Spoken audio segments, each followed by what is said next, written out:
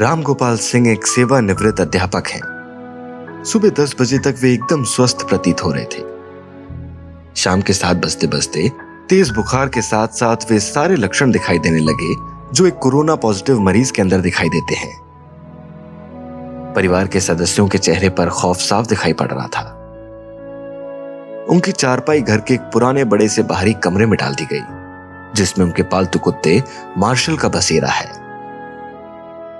राम गोपाल जी कुछ साल पहले एक छोटा सा पिल्ला सड़क से उठाकर लाए थे और अपने बच्चे की तरह पालकर उसको नाम दिया मार्शल। इस कमरे में अब राम गोपाल जी, उनकी चारपाई और उनका प्यारा मार्शल है। दोनों बेटों बहुओं ने दूरी बना ली और बच्चों को भी पास न जाने के निर्देश दे दिए गए। सरकार द्वारा जारी किए गए नंबर पर फोन करके सूचना दे दी गई। खबर मोहल्ले भर में फैल चुकी थी, लेकिन मिलने कोई नहीं आया। साड़ी के पल्ले से मुंह लपेटे हुए, हाथ में छड़ी लिए पड़ोस की एक बूढ़ी अम्मा आई और राम गोपाल जी की पत्नी से बोली, अरे कोई इसके पास दूर से खाना भी सरका दो, वे अस्पताल वाले तो इसे भूखे ही ले जाएंगे। अब प्रश्न यह था कि खाना देने जाए कौन। बहुओं ने खाना अपनी सास को पकड़ा दिया। अब राम गोपाल जी की पत्नी के हाथ थाली पकड़ते ही कांपने लगे, मानो उनके पैर खूंटे से बांध दिए गए हो। इतना देखकर वे पड़ोसन बूढ़ी अम्मा बोली, अरे तेरा तो पति है, तू भी मुंह बांध के चली जा और दूर से थाली सरका दियो, अपने आप उठ के खा लेगा। सारा वार्तालाप राम गोपाल जी चुपचाप सुन रहे थे।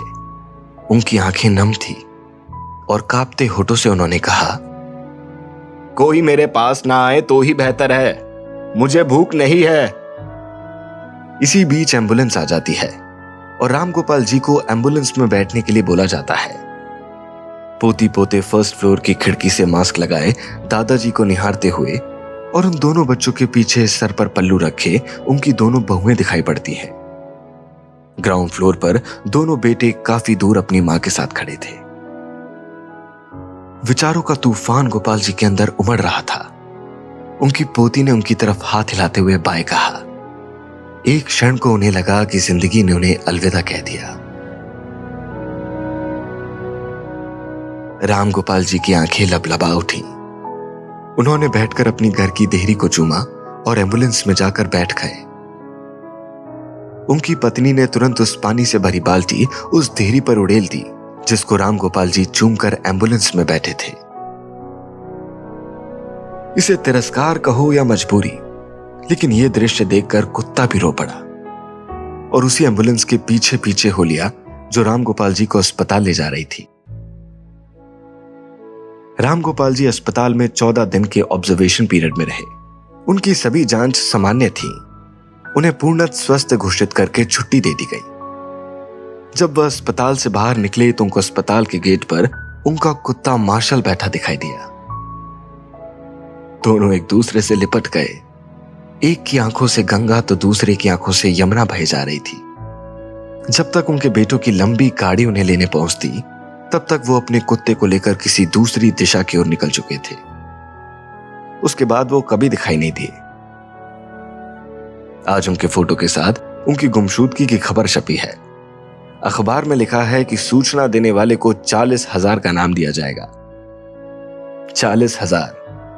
हां, पढ़कर ध्यान आया कि इतनी उनकी मंथली पेंशन भी थी, जिसे वो खुशी खुशी अपने परिवार पे उड़ा दिया करते थे।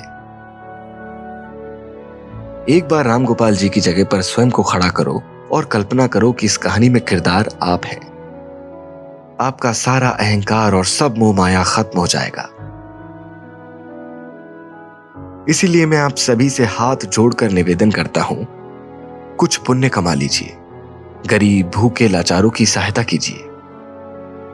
जीवन में कुछ नहीं है, कोई अपना नहीं है। जब तक स्वार्थ है तभी तक सब आपके हैं।